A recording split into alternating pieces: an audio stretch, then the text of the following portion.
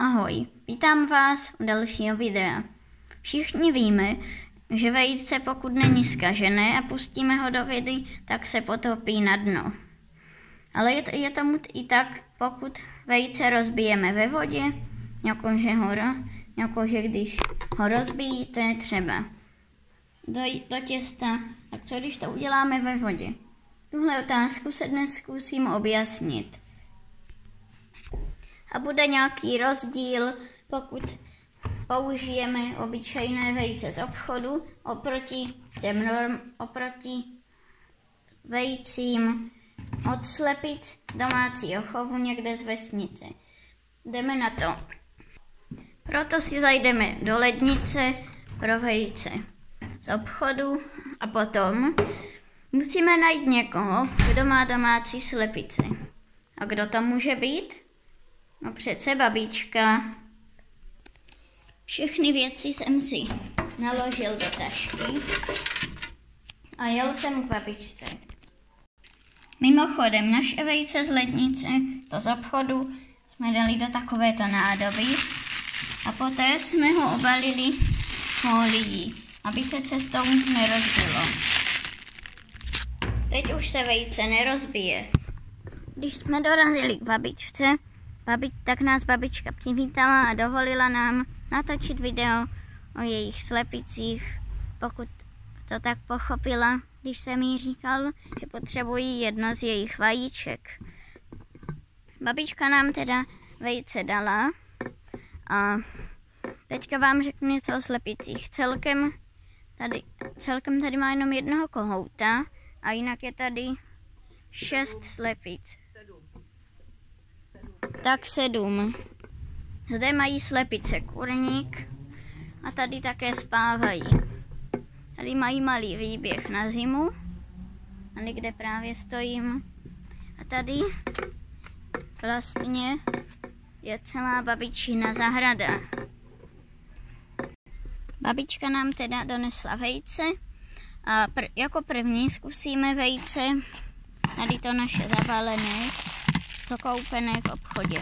Takže zkusíme, co se stane, když ho naklepneme a potom ho rozbijeme ve vodě. Jdeme na to.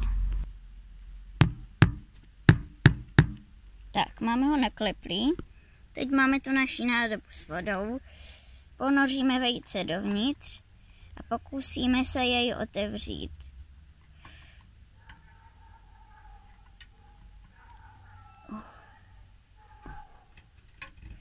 Tak.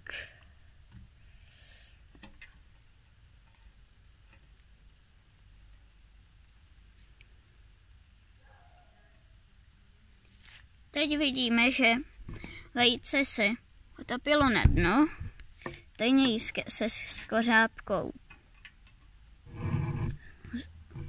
No, byly tam zbytky té skořápky. Takže teďka vejce vyndáme, dáme ho sem a pak si ho usmažíme. Je pocit, jako kdybyste měli nějaký sliz v ruce. Jdeme na to další. Ta voda se tu nějak zanesla, ale to podle mě nebude vadit při rozbíjení tady babičinýho vajíčka. Takže to zkusíme, doufám, že to nebude vadit. No, možná můžeme počkat, až se to usadí. Nevím. Děláme to. Nyní již pokládáme nakřápnuté vejce do vody. Je to babičinu a uvidíme, zda bude nějaký rozdíl. Žádný. Vejce se také ponořilo na dno, i přesto, že bylo domácí. Domácí vejce jsou sice zdravější, ale jejich vlastnosti se téměř nemění. Ale když se podíváte, tak babičino vejce z domácího chovu je mnohem více dooranžova než to z obchodu. To dokazuje, že vejce z obchodu nejsou tak zdravá jako ta, která jsou doma od domácích slepiček. Jsem to sem jenom hodil, to není jídlo pro tebe. Takže doufám, že se vám video líbilo. Budu moc rád, když mi dáte like, nebo mi napíšete dobrý komentář o tom, co bychom mohli natočit v dalším videu. A já se s váma loučím a příště třeba zkusíme, co se stane, když dáme vejce do mražáku. To by mě hodně zajímalo, jestli praskne nebo co. Zkusíme to. Takže se těšte na další video o vejcích. A ahoj i spolu se slepicemi.